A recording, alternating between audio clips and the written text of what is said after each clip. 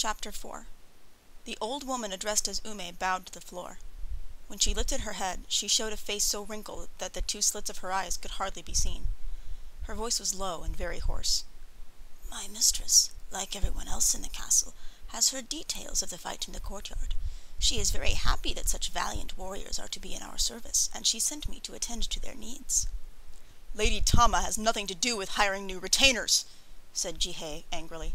Get out and go about your lady's service. A man put his head in the door. Jihei, the chamberlain wants you immediately.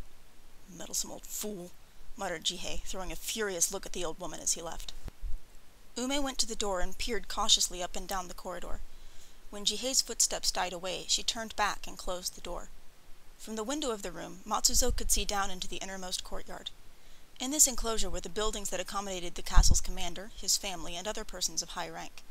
Unlike the more austere quarters of the warriors, these buildings were luxurious and opened into beautifully landscaped gardens. The courtyard presented a peaceful scene, with the security that came from the protection of two encircling fortresses and moats. Matsuzo turned from the window and prowled about the room, peeking into the cupboards and testing the thickness of the folded quilts inside them. These quilts would be unfolded and spread out later to become their beds. He was glad to see that the quills were padded with silk floss. They would be very light and warm, unlike the stiffer cotton padded quilts that he had been sleeping on recently. He finally loosed his clothing, pulled out a big cushion, and sat down with a satisfied grunt. It had been a strenuous afternoon. He saw that Zinta and Ume were silently studying each other. Ume looked slightly disappointed, and Matsuzo knew that she had the usual reaction of people seeing Zinta for the first time. Most of them, hearing about his exploits, expected a ferocious giant, not this harmless-looking young samurai whose build was slender rather than muscular. Finally, the old woman broke the silence. My lady wished to make sure you have everything you desire. That is most gracious of Lady Tama, said Zinta politely. Ume's small, bright eyes stared hard at the ronin. Then she broke out into an ingratiating smile. Serving Lady Tama can be very pleasant as well as profitable. She has many attendants who are beautiful and accomplished. Zinta looked amused. What an irresistible prospect. But at the moment, all you have to do is offer me food. I don't remember when my last meal was. I have already ordered food to be brought to you, said Ume impatiently. What my lady wants to know is whether you will enter her service instead of the chamberlain's. Zenta's face showed surprise. In what way can a ronin like me serve your lady? As Jihei said just now, it is not Lady Tama's business to hire samurai for the castle. Have you sworn allegiance to the chamberlain, then? Demanded the old woman. I believe I will put off my allegiance until the envoy gives his decision on the succession. My lady says that the envoy's decision depends largely on who is in actual command here, said Ume. Our daimyo wants most of all a warrior as commander of this castle, and he is likely to accept anyone who is strong enough to seize control here, provided he has a legitimate claim. This time Zenta's surprise looked more genuine. Your mistress has the mind of a strategist. It is a pity that the daimyo can't appoint a woman, because Lady Tama appears well qualified to succeed her father. Ignoring this remark, Ume continued. With the help of your sword, we should be able to take the control away from the chamberlain and win the support of his men. Matsuzo listened open-mouthed with astonishment. Lady Tama sounded like a formidable girl. If the chamberlain succeeded in forcing her into marriage, he would find life quite harrowing, aside from any additional attentions he might receive from the white serpent ghost. Even Zinta sat up upon hearing the old woman's words. I have a few objections to your ambitious plan, he said. First, Jihei seems like a very competent officer, and I don't think his men will come running to me just because of my showy footwork in the courtyard. Secondly, you have not mentioned Lord Okudaira's younger son. I have heard that he is the designated heir. Designated heir, indeed, sneered Ume. Lord Yoshiteru is only 9 years old. He is hardly the seasoned warrior that the envoy wants for his master. Yoshiteru will have military advisors, and his mother can guide him in other matters, said Zenta. Situations like this are not unknown in the history of our country. His mother, Lady Kaede, is Lord Okudaira's second wife and a noblewoman from Miyako, said Ume. Women like that are soft, not like Lady Tama, who has been brought up in the military tradition. No, what we need is an heir who is of age. After a rather tense silence, Matsuzo spoke first. You are referring to the older son, Shigeteru, aren't you? Lady Tama wants to see him as lord of this castle?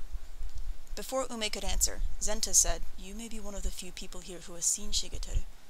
The chamberlain sent away most of the older retainers, but you have been here from the time of Lord Okudaira's first wife, haven't you? Ume nodded. Yes, but since my service was in the women's quarters, I caught only a few glimpses of Lord Shigeteru. Poor lad, he had not quite finished growing when he left, and the hair over his forehead was still cut short in the style of early youth. Of course I won't recognize him if I see him now." In spite of her denial, she sounded curiously smug and satisfied. Suddenly Matsuzo was convinced that she was lying, and that she was confident she would recognize Shigeteru. Her air of suppressed excitement might mean that Shigeteru was actually here in the castle and she had already seen him. If Zenta suspected the same, he gave no sign. "Are you expecting me to start an uprising on Shigeteru's behalf? If so, I shall have to disappoint you. Your plan sounds foolhardy, and I want nothing to do with it." In Ume's wrinkled face, her small eyes flashed menacingly, but all she said was, "Of course you have only just arrived, sir, and don't wish to commit yourself yet. We shall see." She moved to the door. "I'll have food sent and order some maids to prepare a bath for you." Zenta called her back. "Just a moment. There is something else I want to ask you. We heard that you have seen the white serpent ghost. Can you describe it for me?" The old woman looked wary. "It's not easy to describe something not of this earth. All I can say is that I saw a long white thing, faintly shimmering as it crawled along. I also heard strange flute music in the background during the appearance of the ghost." She gave a shudder which struck Matsuzo as false. He exchanged a smile with Zenta, and at that the old woman stiffened. "I was not the only person to see the ghost," she said angrily.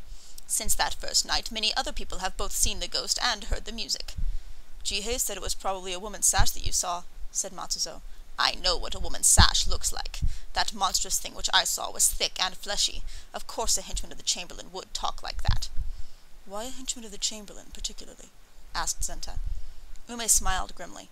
"Because the ghost is a warning of what would happen to the Chamberlain if he tried to marry Lady Tama." "This is what some of the villagers said, but no one would give me a good explanation," complained Matsuzo. "What exactly is the story of the white serpent ghost?" "Ah, you've asked the right person," said Ume. She closed her eyes and cleared her throat for launching into the story. 120 years ago, the lord of this region had an only child, a daughter who was surpassingly fair. Her skin was white and sparkled like new snow. Not only was she beautiful, but she was also a most talented musician. The lord could not find a husband who was worthy of his daughter's hand. Ume rolled off the narrative smoothly, as if she had told it many times. Matsuzo suspected that it was Lady Tama's favorite bedtime story. It happened that the lord died suddenly after a short illness. A dispute followed about who should be his successor. One of the strongest contestants was a cousin who was only a distant relative. But he was a powerful man with many supporters, and he decided to strengthen his position further by marrying the daughter. However, she was still beside herself with grief for her father, and she hated this cruel, ugly suitor. Nevertheless, preparations for the marriage went on despite her protests. Then, on the night before the wedding, she sent away her attendants and shut herself in her room. As time passed, the attendants began to worry, and they decided to look in. They found the room empty. Her clothes were in a heap on the floor, but the girl had disappeared. It was thought at first that the desperate girl had thrown herself into the moat, but several witnesses saw something very long and white crawl away from the moat into the trees. They claimed that it looked like a huge white snake. Matsuzo shifted his position uneasily. He knew it was only a story, but told in Ume's low, hoarse voice, it made uncomfortable hearing. "The ghost was seen in the castle soon afterwards," Ume went on. "It was always a long, white, slithering shape, accompanied by eerie flute music. People remembered that the daughter had been an accomplished player of the horizontal flute. As for this cruel suitor, his fate was a terrible one. He began to feel icy things crawling across his neck at night, and he was dead within a month. Some say he died of fright, some say he was strangled." Matsuzo's hand involuntarily went to his throat, and he swallowed. He glanced at Zenta and saw that he was listening to the story with a faint smile. "Since that time," continued the old woman, "the ghost has appeared several times in this region. In each case, it was at a time when a girl was forced into marriage soon after the death of her father. You can see an obvious parallel between the old legend and Lady Tama's situation. That's why the appearance of the ghost now is enough to frighten the Chamberlain." "And it is clear why the appearance of the ghost must be very welcome to Lady Tama," remarked Zenta. "Are there many ladies here who play the bamboo flute?" asked Matsuzo with a grin, anxious to prove that the ghost story had not frightened him in the least. "Lady Tama is probably an expert player at this instrument." Ume looked furious. "So, you dare accuse us of arranging a fake ghost? Just wait, you skeptics. There are horrible stories about people who refuse to believe in ghosts." Zenta laughed. "When I feel icy things on my neck, my last doubt will vanish." The old woman's face suddenly became blank.